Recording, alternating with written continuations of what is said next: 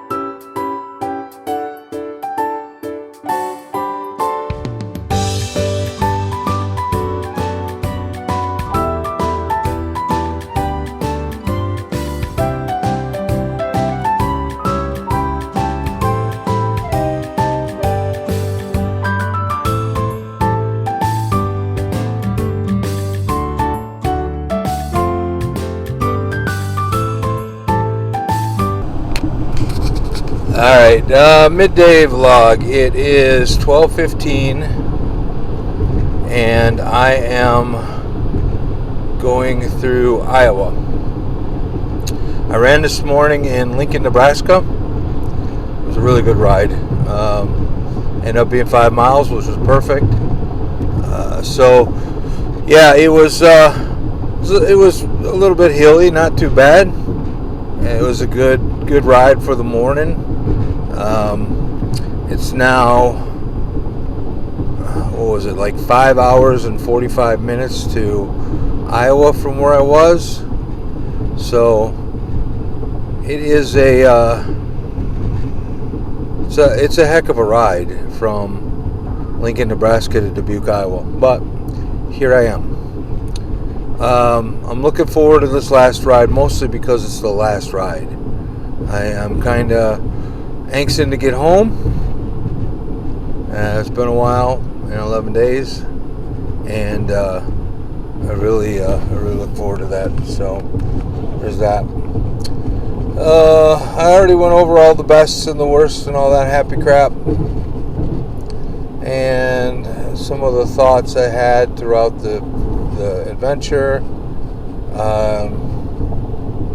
There isn't really much left over, so I'll jump back on after I'm done with my Dubuque run, but until then, later. I need a filler, so here it goes. Fill. Filler.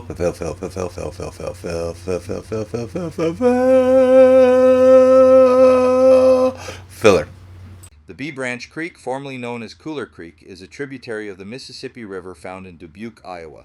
The creek starts in the west of Dubuque before flowing into the Couler Valley and then into the downtown, flowing through multiple detention basins along the way. Due to the creek's involvement in many disasters, particularly floods, the Bee Branch Creek has become an interest for Dubuque. After restoration projects, the creek has become a daylighted stream with parks and trails along its banks. It has been estimated to have prevented millions of dollars in damages. The Bee Branch has also been involved with numerous ecological projects. Despite being recently daylighted, the Iowa DNR diagnosed the creek with a healthy ecosystem. It is unknown how the Bee Branch got its name. However, it is believed to be a name for a lower tributary of the creek. Earlier, the creek went by Couler Creek, named after Couler Valley and Couler Village. Couler could come from the French couler or to cast, coming from the local smelting of lead. The name Bee Branch was in use by 1863, although the name existed before then. Also, Couler Creek remained in use for a long time afterward, being used in 1959 and 1997 geological surveys. Bee Branch Trail, is this it? This is it. I just keep following it that way? You do. Okay. Yeah. Perfect. That's all I need. This is the north end, this is the south end too. Okay, but I could just keep going that way. I want to go about 2.5 miles. Yes, you can. Go that way? Perfect. Thank you. I appreciate it. Since this is my last ride of the 11-day series, I decided to run a trail in Dubuque, Iowa, called the Bee Branch. And as from the history lesson that we just got from the AI Me, it was to prevent flooding from the river. Apparently the Mississippi and the Coulier, I hope I'm saying that right, or the Bee Branch, the rivers came together, major flooding, devastating consequences. So the engineers came up with the Bee Branch so that all of the water would flow into one area and down through the city, not causing damage. It's pretty interesting. I didn't know that until literally just now when I did all this. But it wasn't a bad ride. I get to some scenery up here, mostly just like trees, lots of trees.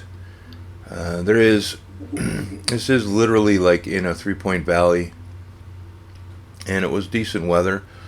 The ride overall was pretty good. I enjoyed the ride, and there isn't much else to say. So I'm gonna turn you over to some music, let you finish out the ride, and as a bonus, after I get home, actually the Saturday before Memorial Day, I took a ride down the Fox River in my hometown, so I'm going to add that at the end here. But yeah, enjoy the music, and I'll talk to you in a bit.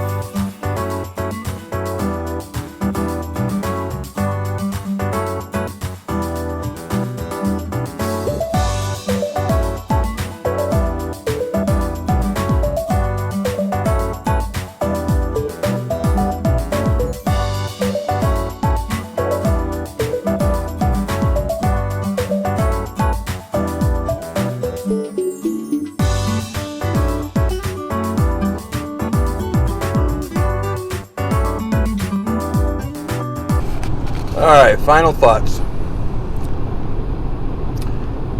I loved it. It was a great 11 days. It was a great experience. Get out of the house, travel, see a bunch of things I would have never seen. The West, people, places, going through the different Indian nations. It was just phenomenal. Absolutely phenomenal. And I loved every minute of it. It was a great trip. It wasn't planned very thorough, but it was a great trip. And 23 bike rides down West Mississippi, check. So, hopefully you found this exciting. This will probably end my vlogs. I have no reason to talk after this, other than when I get home. So thanks for listening, and have a great day. And the past me is correct. There was nothing left to say after that. Unfortunately, the future/present day me has a lot of footage that I have to talk through. So here I am. Ta-da! So hopefully throughout the adventure you liked the little history I gave you. I did that purposely in the AI voice of me cloned because I wanted to be a distinction between the history and me just babbling. So hopefully you enjoyed that. I have one more surprise ride in the Fox River near my house, and that'll do it for the video. So let's get over to the Fox River real quick and we'll go from there. Almost forgot, this is the full adventure all in one map. There we go.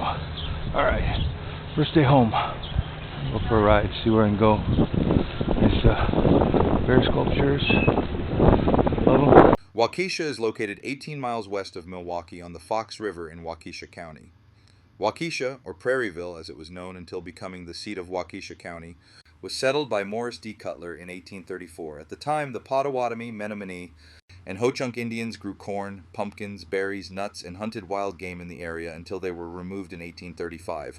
White settlers soon set up grain, lumber, and flour mills to stimulate growth. In the late 19th century, Waukesha became famous for its healing waters. People came from far and wide to heal and relax in the resort town. After the era of healing waters ended, Waukesha became a major manufacturer of water, beer, soda, dairy products, iron, and steel. The products would be shipped to Milwaukee and other port cities on Lake Michigan on Waukesha's excellent road system. English, Scottish, Irish, and German immigrants made Waukesha their home. Notable residents include Wisconsin Governors William A. Barstow, 1813 to 1865, and Alexander Randall, 1819 to 1872. Waukesha is also home to Carroll College, which became Wisconsin's first college when the territorial legislature chartered it in 1846. The American Freeman, and a newspaper for the abolition of slavery, was the first newspaper published in Waukesha in 1844. The Waukesha Freeman was also a prominent abolitionist newspaper. Now, before I speed this up and add some music, I just want you to know that the actual name is Waukesha. Waukesha. Not Waukesha, Waukesha. I don't know why AI thinks it's Waukesha. Generally speaking, I just let that go with what it is, but it's Waukesha, Wisconsin. So, a little history there from our AI cloned friend me. And now, I'm going to speed this bad boy up, give you a little music, let you enjoy the ride, and I'll talk to you on the other side. Be back soon.